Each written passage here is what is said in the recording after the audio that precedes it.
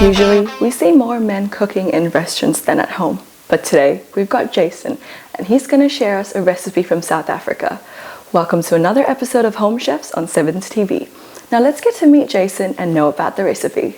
Hi Jason, it's great to have you on the show, and we're really looking forward to see what you're going to make. Hi, thanks for having me on the show. I'd like to show you guys one of our favorite dishes. It's a lamb curry bunny chow served with salads.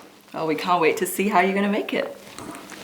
Right, we have some onions with some anise seeds, some cloves and some seeds. We've got one chili here to keep things curry. We've got some cinnamon sticks. So we add some oil in the pot. Once the oil's a bit hot, add in all your onions and your spices. Mix them around. While that is frying, start with marinating your meat. Preferably you do this overnight. Put in some ginger and garlic.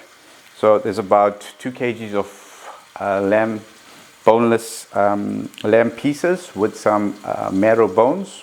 You could use leg of lamb or shoulder. Put in about a tablespoon per every kg of lamb. Ginger and garlic mix.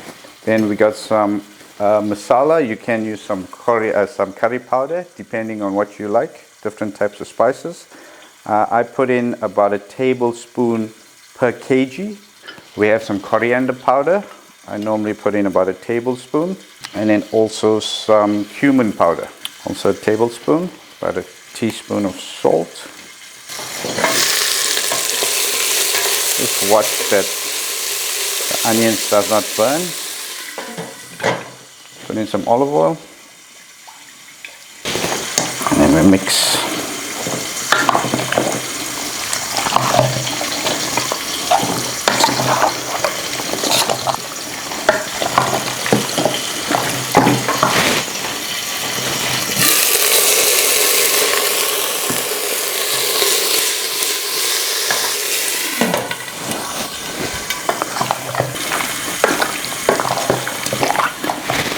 Okay, after your onions are, they call it translucent, but after they're soft, chuck in your meat, like that. Give it a good mix.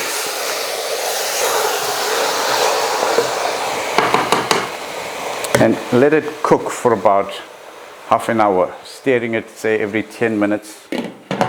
For the next step, I'll be needing some help. Sure.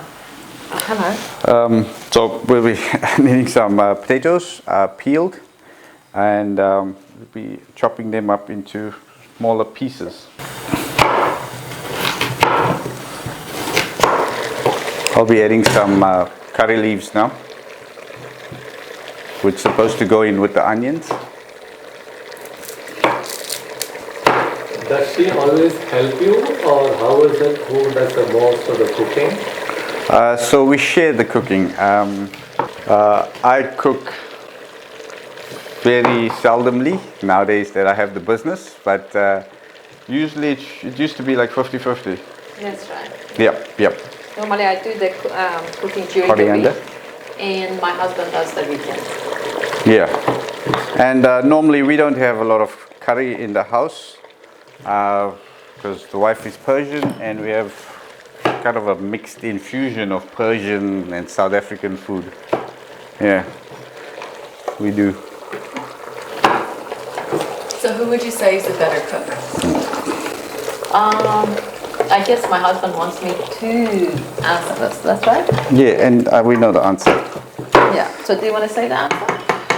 I think both of us. Nah, let's be honest. Huh? Let's be honest. Yeah, he does. He's the good chef. I'm the better cook, yeah. But it dates back to my dad. He used to be a good cook. He used to be, the family cook. So, I like cooking. I like just putting your passion into it, trying out different spices. I never follow a recipe. Every time it's different, yeah. Even for breakfast, I think breakfast would be one of our main highlights. It's always different. But it's that mixture of Persian and South African flavors. Guys, anything else apart from potatoes do you want me to cut? No, I think we should do the salad. Okay. Remember, keep stirring. How's it looking, love? Yeah, looking really delicious. Oh, that's a good answer. Smell really good. Does smell good. So I did the salad. Yes, so wife will explain the salad. I chopped the onion, cucumber, and grated the carrots. Yep, and this is the South African salad dressing. We have sugar, pepper, and salt, all 1-to-1 ratio. And we put in some oil. Here I'm using some olive oil. And normally I'll use some South African safari black vinegar, which I don't have. Put in some vinegar, same amount as the oil. Give it a good mix. Normally I'll put it in a bottle and shake it all up. Has to be mixed really well. And then you chuck this in. And mix it. Yep. Okay. And then we get a spoon to mix it, which we'll do later on. Okay, since you don't need me anymore, I'll just, you carry on with your cooking and I'll Yes. come back for when the food is ready. Thanks a lot. Please can I have a spoon to mix the salad? Sure. It's starting to smell really good. Also, do you need some help? Oh yeah, please can you just chop that coriander up? Perfect. Just dice it up. Dice it up, yeah. Okay. And could you tell us a little bit more about the dish? Sure. So I think this dish started on the eastern side of South Africa, in Durban. The South African curry is similar to a Sri Lankan dish. That's what I would say, from the flavors I've tasted. Right now, I think it's about time we add the tomatoes in. Also, do you need the stems cut as well? Or? Normally, like my mom wouldn't, but I do. Okay. I'll just put it in.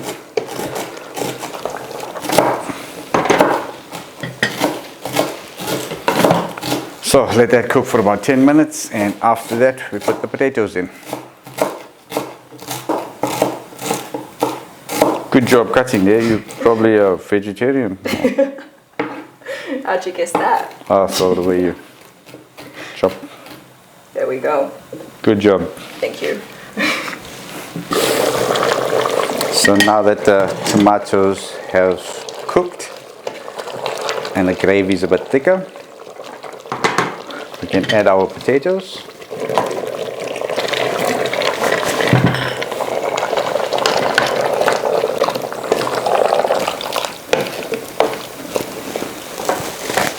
Yep, we let that bring up to boiling point, and then we start adding water for our gravy. Okay, let's have a bit of a taste. Check the salt level. This is how I do my tasting. Blend my hands. Yep, salt is fine. So we start adding a bit of water. So add a bit at a time. And then give it a stir. So once again, we need a lot of gravy for this dish. And you'll understand why later. Now that the lamb curry and potatoes cooked, added a fair bit of water for gravy. We can add in the coriander. Give that a bit of a stir.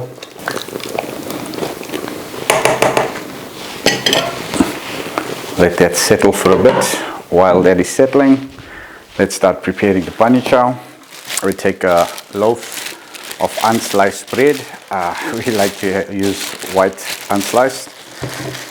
So a typical bunny chow in South Africa is half a loaf. For a smaller person, you could go quarter. So we're doing half.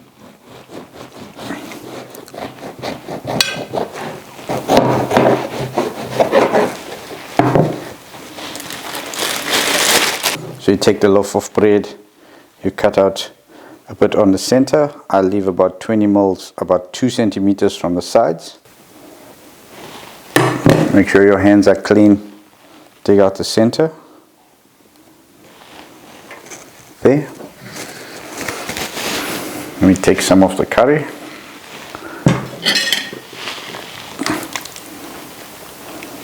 out your meat first without your gravy, so you'll know the amount of potatoes and the type of pieces of meat that goes in.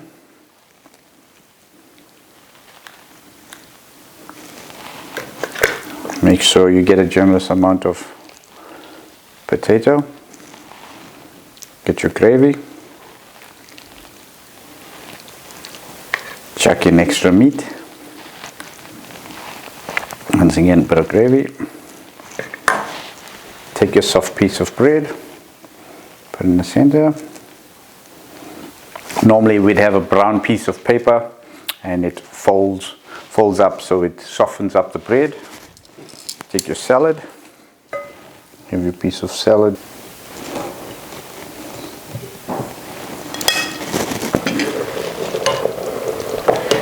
That smells and looks absolutely amazing. Well, thank you. I might try a little bit of it.